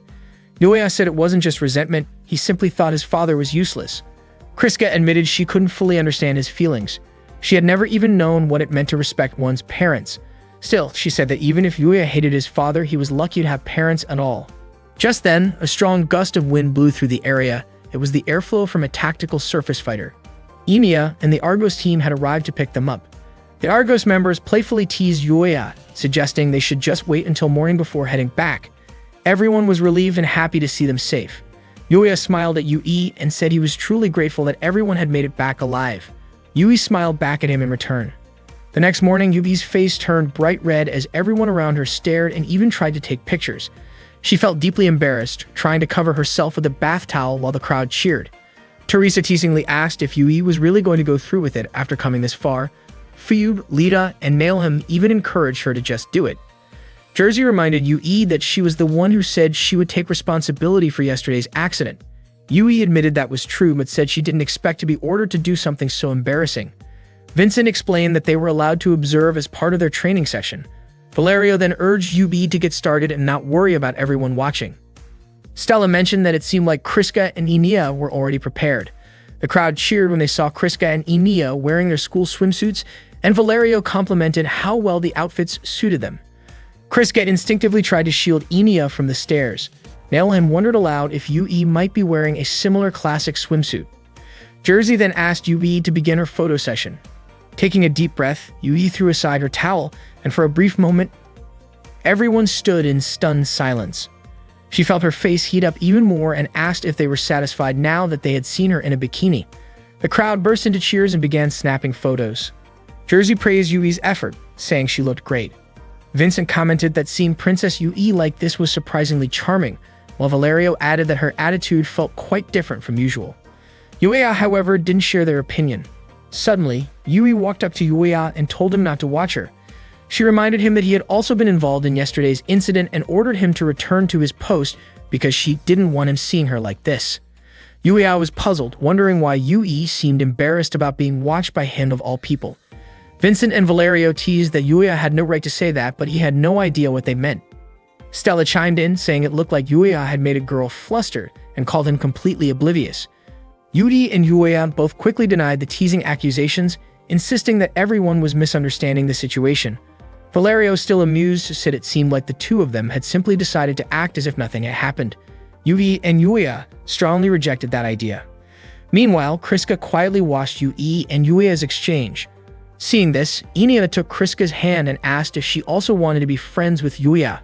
Kriska firmly replied that she wasn't interested in him at all, but Enia smiled, certain that Kriska actually felt the opposite. On July 11, 2001, the Betha began invading Soviet territory in Kamchatka, specifically around the Milkovsky region. The troops kept firing non-stop at the approaching creatures, but the base commander grew increasingly worried about the situation. Reinforcements hadn't arrived yet, and if things kept going that way, their forces could be wiped out completely. So far, no laser-class Betha had appeared, which meant air support should have been able to handle them. The Betha continued chasing the armored divisions, leaping at the tanks and destroying them one by one. Not long after, tactical surface fighters arrived on the scene and began firing at the incoming swarm. The base captain shouted that the legendary Thunder God Perun had arrived before them, then ordered all troops to regroup and prepare for a coordinated counterattack. The tanks and tactical surface fighters launched their assault together, striking back at the Betha with everything they had. That same day, a United Nations task force was sailing toward Petropavlovsk, Kamchatsky, with about 30 minutes left before docking. It was Yuya's first time visiting the main Soviet base in the Far East. From the deck, he and his teammates looked out at the snow-covered Mount Avachinsky in the distance, surrounded by icy winds that bit into their skin.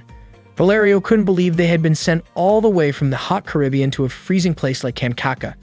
Stella reminded him that it was part of their duty, collecting performance data under different environmental conditions, but Valerio admitted that wasn't what bothered him. What he actually disliked was that in such cold weather, he wouldn't get to see Princess Yui wearing a swimsuit again. Teresa immediately called him an idiot for saying something like that, and Valerio just laughed, saying he wanted to go back to the Caribbean. While the others talked, Yuya suddenly remembered what had happened that night with Yui on the island. Teresa noticed him zoning out and teasingly asked what he was thinking about. Before anyone could continue, a siren suddenly went off. Valerio thought it was an enemy alert, but it turned out to be a tactical surface fighter flying overhead in distress. The machine looked damaged and crashed into the sea, unable to recover. Valerio guessed that maybe its frame had been bent during close combat or something similar. Kriska calmly mentioned that this kind of thing wasn't unusual. Teresa then asked Yuya if he had ever experienced something like that himself, since that was how it felt to be in an actual battlefield. When the ship finally reached the port, the soldiers quickly disembarked. Vincent was busy helping to unload one of the tactical surface fighters when Yuya came over to ask if everything was going smoothly. Vincent said everything was fine, then turned the question back on Yuya, asking how he was doing. Yuya replied that he didn't have much luggage with him. Vincent chuckled, saying that wasn't what he meant. He was talking about Yui. Ever since Yuya had spent the night with her on the island, it seemed like the two of them hadn't been talking much. Yuya looked confused, wondering why Vincent would say that when Kriska had also been there with him. Vincent grinned, saying it seemed like Yuya had gotten a little closer to one of the Scarlet Twins instead. He was clearly teasing him, trying to lighten the mood before what would be Yuya's first real combat test. Not far from them, a group of local teenagers watched curiously from a distance. That evening, Yuya and his team gathered to discuss the upcoming International Joint Combat Trial. The purpose of the operation was to test how well the Type 94 and Active Eagle units performed in real combat conditions, as well as to evaluate a new prototype weapon that had just arrived from Japan. Yui stepped forward to lead the briefing, explaining that the weapon was the Type 99 electromagnetic radiation cannon prototype. She projected an image of the weapon onto the screen, explaining its structure and features. The cannon would be mounted on the Shiranyu Type 2, and although earlier tests of the Shiranyu and the Type 1C had been conducted in Japan, this would be the first live combat test of the Type 2 model. Yuya noted that even though it was the newest version of a railgun, it was still primarily a long-range weapon. He found it strange that for his first test piloting the 94-second, he wasn't being assigned to close-range combat. After the meeting, Yui caught up to Yuya in the corridor. She apologized for startling him earlier and asked if he could take a look at the weapon she would be testing. She thought it would be better for him to see it in advance, and there were a few other things she wanted to explain to him directly. Yuya said he was interested, which made Yui smile with relief and gratitude. As they talked, Yuya suddenly noticed his friends hiding nearby and eavesdropping on their conversation. He almost shouted at them in frustration, but he managed to stop himself before Yui could notice. Yui then led Yuya to the armory, where she introduced him to the next-generation tactical surface fighter weapon, the Type 99 electromagnetic radiation cannon prototype. She assured him that it had incredible power and mentioned that she had been involved in its development, even if only for a short time. Yuya believed her, but expressed concern about its practicality. The weapon was powerful, but using it would consume an enormous amount of energy and could interfere with the unit's ability to maneuver. He was worried it might disrupt the aerodynamics and center of gravity, which made it incompatible with the design philosophy of the 94-second. Yui admitted that it might not fit perfectly. They still needed to carry out the test. She then apologized again, saying she had misunderstood Yuya. She knew it must be difficult for him to deal with such a complex issue during his first real combat mission, and she had noticed that he seemed distracted because of it. Yui also admitted that she was impressed. Just from a quick glance, Yuya had already identified the weapon's design flaws. Finally, she mentioned that there had been some minor disagreements among the engineers before the combat trial had even been officially scheduled. Previously, Yui, as the lead developer, had been unable to authorize the combat permission. However, Ibrahim conveyed that this had already been established as an order by the United Nations. Additionally, the Japanese government had approved the combat test in the Soviet Union. Ibrahim urged Yui to consider the matter realistically, as there seemed to be some sort of hidden agreement behind it all, and the possibility of cancellation was nearly non-existent. Therefore, there was only one thing they could do. Yui stated that they must ensure the troops sent there can return safely. Ibrahim emphasized that they must not lose anyone and must do everything they can. Unfortunately, Yui did not explain this to Yuya. She advised him that, in the battlefield, if the weapon hindered him, he should release it. If that happened, Yui instructed Yuya to activate the self-destruct button on it. Yuya understood it turned out to be some sort of military secret that must not leak to other countries. Yui believed that someday perhaps it would become standard equipment worldwide. Once deemed ready, the weapon and the tactical combat robot would receive funding for mass production. However, this did not apply to pilots. Yui did not want to lose either the Shiranyu Type 2 or Yuya as the lead test pilot. Yuya was deeply moved upon hearing this. Yui mentioned that 8 minutes was the average time for soldiers in their first battle. Yuya was aware of the 8-minute death concept, as it was also recommended in America.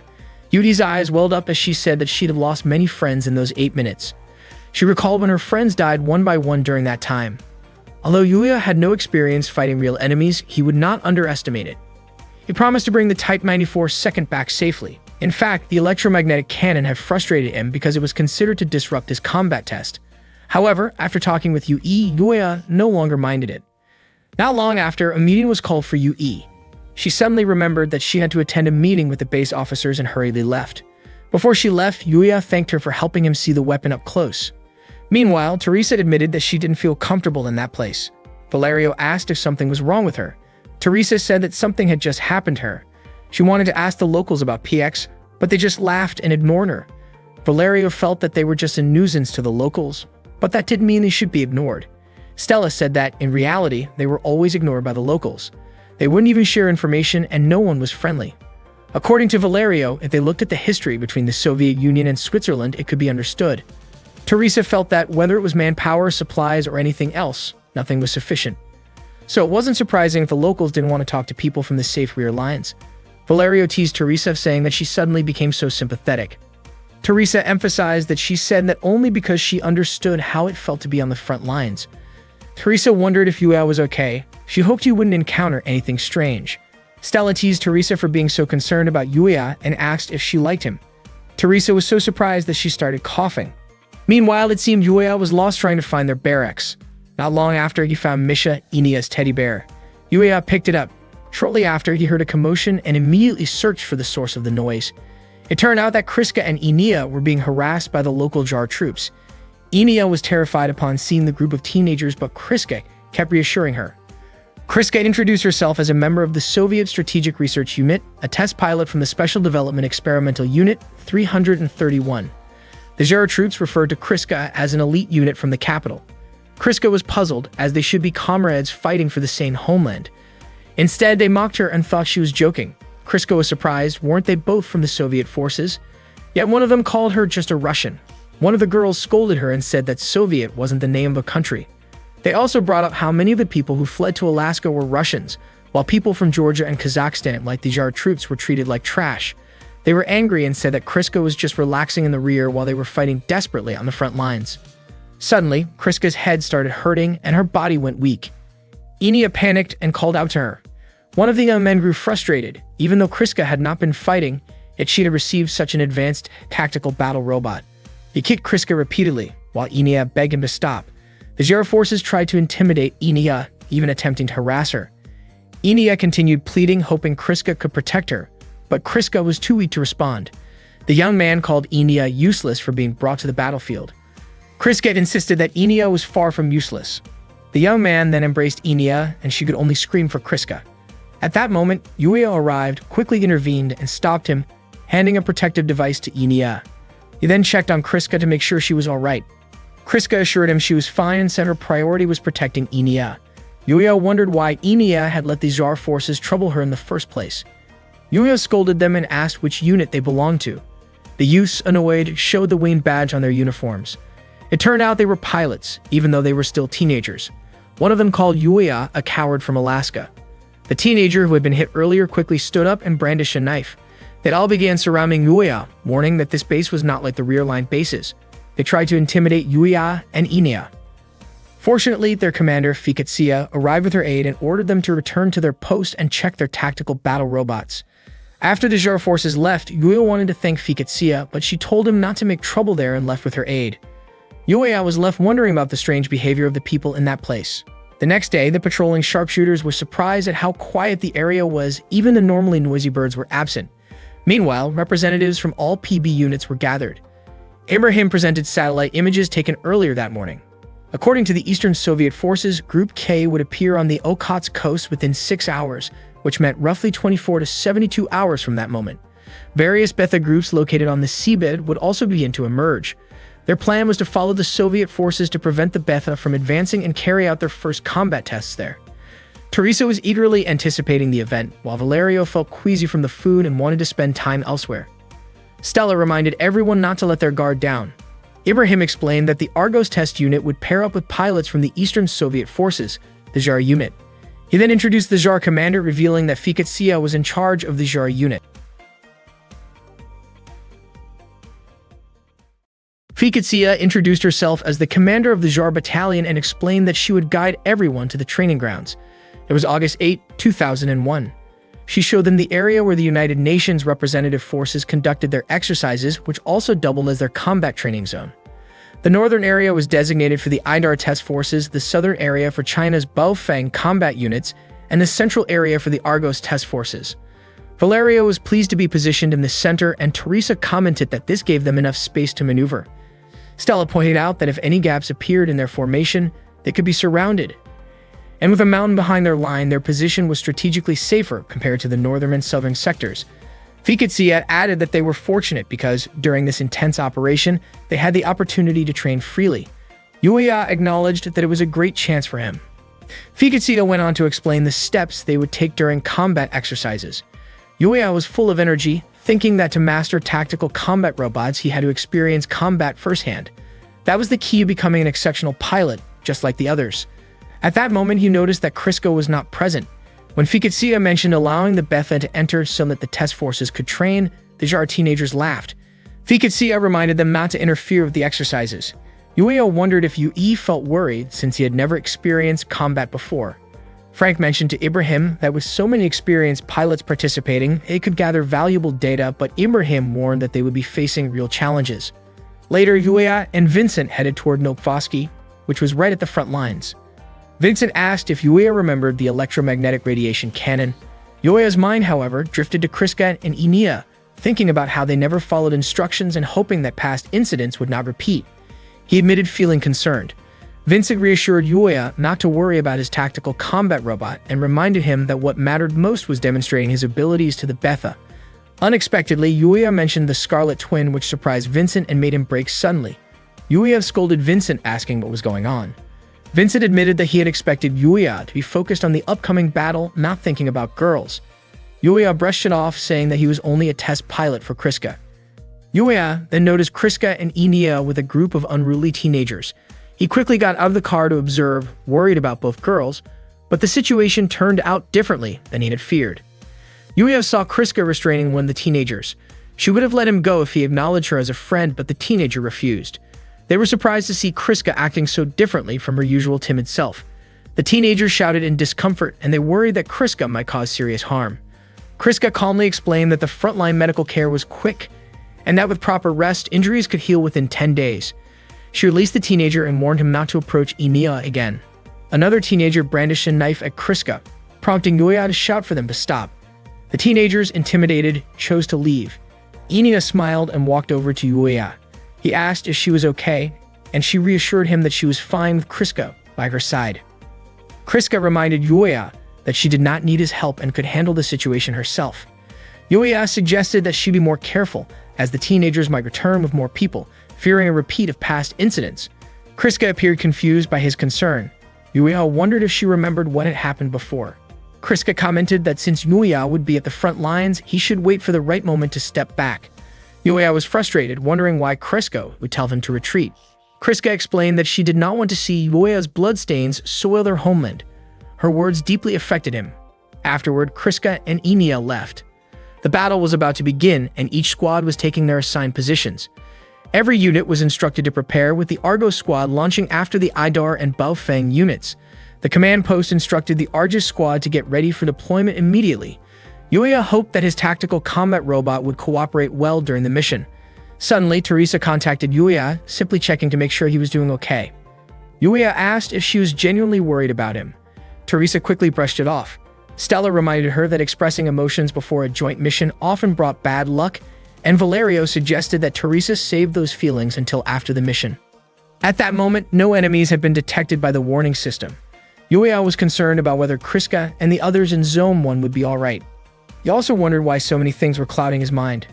Suddenly, the teenage members of the Jar squad laughed mockingly at the other units, making fun of those preparing for their first battle. They were confident that these inexperienced soldiers would not survive the so-called 8-minute death. Yuya deliberately remarked that his comfortable seat made him sleepy and that he would take it easy since it was his first battle.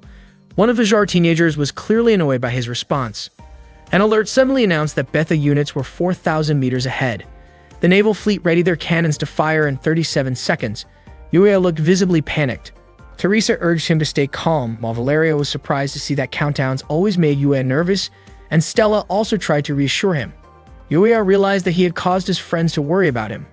Once the countdown ended, the cannons fired together toward the sea, and some Betha units were already approaching. Yuya had not expected to be in the middle of a real battle. The naval fleet proved insufficient to handle the Betha forces, which continued advancing and overwhelming the shooters. Yui noted that the frontline defenses were still lacking, and if the situation continued, a large number of Betha would break through. Ibrahim asked Jersey why the situation was so different from the mission instructions. Jersey explained that it seemed the naval units had not yet recovered from their defeat in the previous battle. Ibrahim urged Jersey to contact command to cancel the mission, but Jersey insisted there would not be enough troops to leave the battlefield and thought it was the perfect opportunity to test the prototypes. Ibrahim scolded him, warning that this could endanger the soldiers. He then forced Jersey to contact command immediately. Meanwhile, Yui was extremely concerned for Yuya's safety. The Betha forces continued to break through, destroying the shooters, and their numbers kept increasing. Teresa wondered why the Soviet forces were not taking action, knowing that if the situation continued, their shooters would be overwhelmed. Yui immediately contacted the JAR squad, informing them that the shooters needed assistance. Yuya had to raise his voice to get a response because the JAR squad was not answering. Fiketsia then told Yuya not to worry just because the Betha numbers were overwhelming. She instructed the JAR squad to support the shooters and asked the support troops to protect the unprepared guests. Yuya felt frustrated at being called useless by Fiketsia.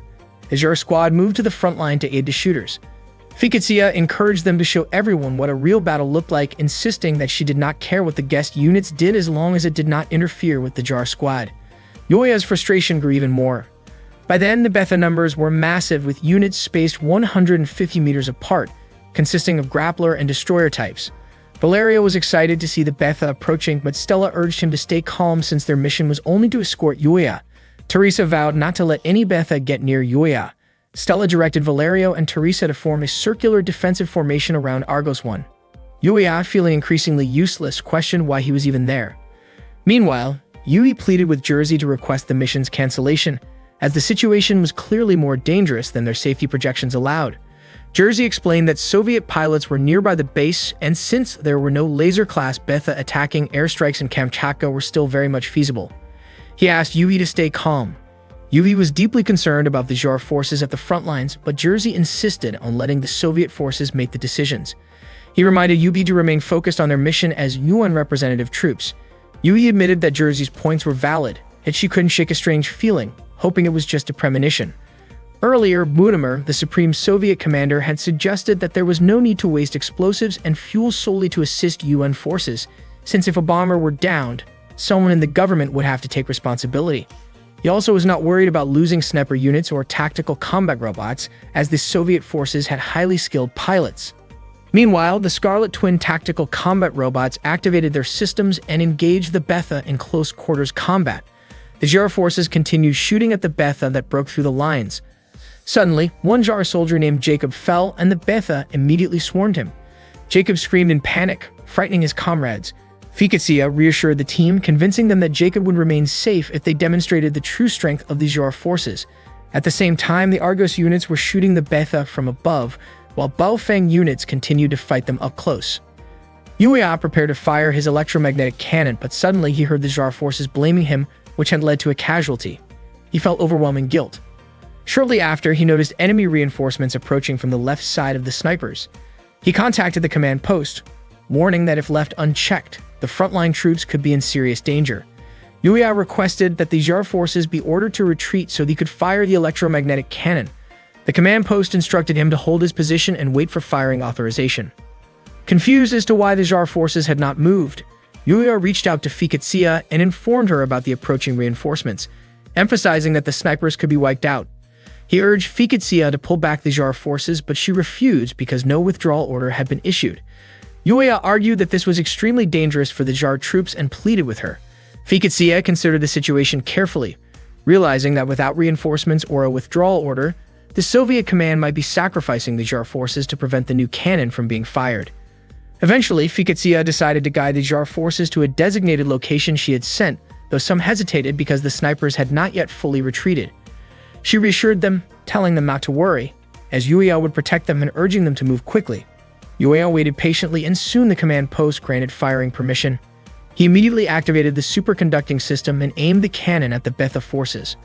Valerio was surprised that an American like Yuya enjoyed handling such a massive weapon. Stella trusted Yuya, and Teresa hoped he could eliminate all the Betha. Yuya fired the electromagnetic cannon, wiping out the entire Betha force in a massive explosion, leaving everyone in awe. The Argos units smiled in satisfaction, and Fiketsia herself was surprised by Yuya's performance. The command post was thrilled with the success. Ibrahim handed a communication device to Yui, who then contacted Yuya. Blushing, she asked him to report the situation. Yuya confirmed that all troops were safe, no one was injured, and the electromagnetic cannon remained fully operational. Yui praised Yuya, noting that his performance was commendable for his first battle. Yuya credited the Japanese-made cannon for saving everyone and praised the Japanese, including Yui herself. Touched by his words, Yui requested that the Argos units return to base immediately as the mission was complete. She was so moved by the battle that tears streamed down her face.